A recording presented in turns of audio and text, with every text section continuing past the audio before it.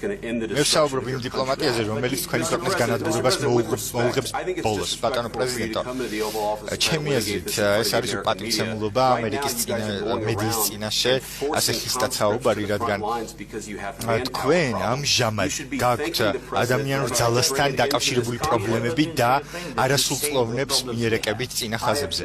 გასაგებია თქვენზე უკეთ მე ვიცი უკრაინაში არსებული მდგომარეობა. კი, მაგრამ მე თვალს ვადევნებ ახალ ამბებს და ვიცი რაც ხდება თქვენ ვარს ამბობთ ამაზე, რომ ასე ვთქვათ, აწყდებით პრობლემას, რომ გაიწვიოთ ხალხი ჯარში. იმიტომ რომ თქვენ ახლა იმყოფებით ამერიკის შეერთებულ შტატებში, თეთრ სახლში და უტევთ იმ ადმინისტრაციას, რომელიც თქვენი ქვეყნის განადგურებისგან დაცვას ცდილობს. ომის დროს ყველა აწყდება პრობლემებს. თქვენც კი, მაგრამ თქვენ გაქვთ ძალიან დიდი ოკეანე შუაში და არაფრის გეშინიათ, მაგრამ მომავალში ეს სიტუაცია შეიძლება შეიცვალოს. რა თქმა უნდა, ღმერთმა დაუწოს ამერიკა. არ გველაპარაკოთ იმაზე, ჩვენ რას ვგრძნობთ მომავალში. არ გეუბნებით ამას ნამდვილად. მე უბრალოდ ჩემს პოზიციას ვაჟღერებ. თქვენ არ იმყოფებით ახლა იმ პოზიციაში, რომ გვიკარნახოთ ჩვენ რას ვგრძნობთ მომავალში. ჩვენ ძალიან კომფორტულად ვიქნებით მომავალში, ძალიან კარგად და ძლიერად. თქვენ ამჟამად არ იმყოფებით კარგ პოზიციაში. ომის გამო არ ვართ კარგ პოზიციაში. ომის დაწყებიდან მოყოლებული ვიმყოფებით ძალიან ცუდ პოზიციაში. რა თქმა უნდა, გასაგებია, მაგრამ თქვენ არ გაქვთ საჭირო, ასე ვთქვათ, კოზირი იმისათვის, რომ ასე ილაპარაკოთ.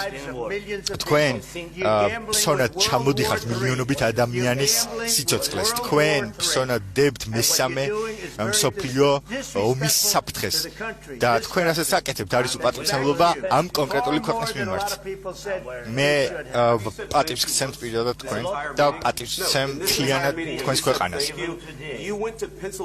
გასაგებია, მაგრამ თქვენ წახვედით პენსილვანიაში და ოპოზიციისათვის გამართეთ კამპანია, ჩაერთეთ კამპანიაში და წახვედით იმ პრეზიდენტის წინააღმდეგ, რომელიც ცდილობს თქვენი ქვეყნის გადარჩენას. თქვენ ფიქრობთ, რომ თუ ამაღლა ისაუბრებთ უკრაინის ომის შესახებ, ის არ საუბრობთ, თქვენი ქვეყანა არის ძალიან ცუდ სიტუაციაში. თუ შეიძლება დამასრულებინეთ, თქვენი ქვეყანა არის ძალიან ცუდ სიტუაციაში. მე ვიცი, თქვენ ვერ მოიგებთ ამ ომს. ბატონო პრეზიდენტო, ჩვენ ვრჩებით ჩვენს ქვეყანაში, ჩვენ ვიბრძვით. ომის დასაწყისიდან ჩვენ ვიყავით მარტო და მე ნამდვილად ვარ მადლიერი დახმარებისათვის. ჩვენმა სულელმა პრეზიდენტმა 350 მილიარდი დოლარი გადმოგცა. ჩვენ მოგეცით ასევე სამხედრო აღჭურვილობა. ვიცი, რომ თქვენი სამხედროები არიან ძალიან მამაცები, მაგრამ ეს ჩვენი შეიარაღება რომ არ გქონოდათ, ომი დასრულდებოდა 2 კვირაში. დიახ, ეს პუტინისგანაც მომისმენია, რომ 3 დღეშიც კი დასრულდებოდა. 2 კვირაში დასრულდებოდა. ეს უკვე ძველი ისტორია. მე ძალიან ბევრჯერ გადავუხადე მადლობა ამერიკას.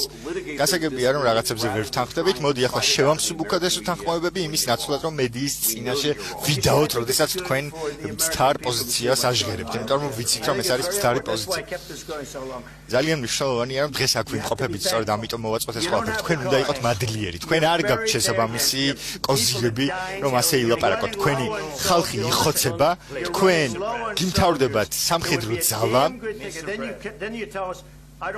და ამის შემდეგ მეუბნებით, რომ ცეცხლის შეწყვეტა არ მინდა. ცეცხლის შეწყვეტას ვერ მოვაწერ ხელს და მინდა, რომ განვაგრძო ეს პროცესი. თუ ცეცხლის შეწყვეტის პროცესი თქვენი ჩართულობით მოხერხდება ახლა, ეს აუცილებლად უნდა გააკეთოთ. მე ვთქვი, რომ მინდა ომის შეჩერება, მაგრამ ჭირდება გარანტიები. კითხეთ აბა ჩვენ ხალხს, რას ფიქრობენ ისინი ომის შეწყვეტის შესახებ. ეს იყო ბაიდენის პოზიცია, რომელიც არც ისე ჭკვიანი იყო, რომ გაგრძელებულიყო ომი. გასაგებია, მაგრამ ჩვენ ახლა თქვენს პრეზიდენტობაზე ვსაუბრობთ.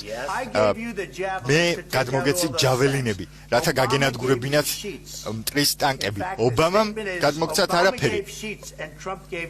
და ტრამპმა გადმოგცათ ჯაველინები. ეს ვიცით.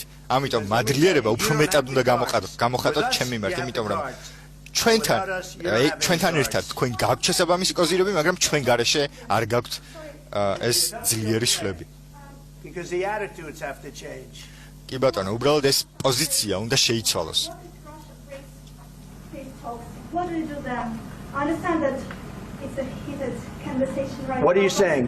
what She's if asking, what if Russia breaks the ceasefire? რა მოხდება თუ კი what if რუსეთი anything? დაარღვევს What ცეცხლის if a შეწყვეტის bomb შეთანხმებას drops on your head right მაშინ now? რა მოხდება თუ Okay? კი ბომბი What if they დაგვეცემა broke- ამ წამს I don't know, თავში they broke არ it with ვიცი Biden because Biden ბაიდენთან didn't respect რატომ him. They didn't შეწყვიტეს respect Obama. რატო დაარღვიეს შეთანხმება They ეს respect ვიცი me. იმიტომ რომ მას პატივს არ სცემდნენ Let me tell you, Putin went ვიცი through რომ a hell of a ობამას lot არ with სცემდნენ me. He პატივს went through მაგრამ a მე phony მცემს witch hunt პატივს where they ეს used ვიცი him and Russia.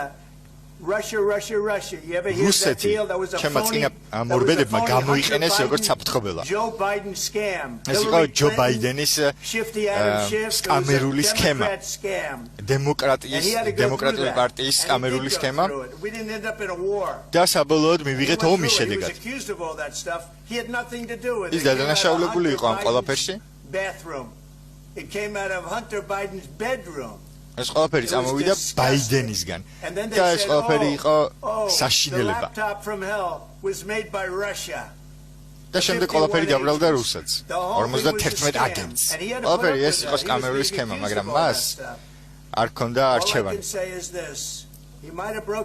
გასაგებია რომ პუტინმა დაარღვია ობამასთან ბუშთან და ბაიდენთან შეთანხმებები ვიცი რომ დაარღვია ან შეიძლება არც დაურღვევია არ ვიცი ზუსტად რა მოხდა მაგრამ ჩემთან ვერ დაარღვევს შეთანხმებას თუ ჩემთან უნდა შეთანხმება მე ვიცი რომ ამ შეთანხმების მიღწევა შეგვიძლია მაგრამ პრობლემა არის ის რომ თქვენ ვერ იქნებოდეთ ძლიერ პოზიციაში ამერიკის გარეშე თქვენი ხალხი არის ძალიან მამაცი მაგრამ ან მოაწერთ შეთანხმებას ხელს ან ჩვენ დავტოვებთ ამ მოლაპარაკების პროცესს და თუ ჩვენ დავტოვებთ მაშინ ნახავთ რომ სიტუაცია ძალიან გართულდება და თქვენ არ გაგვიძლიერებთ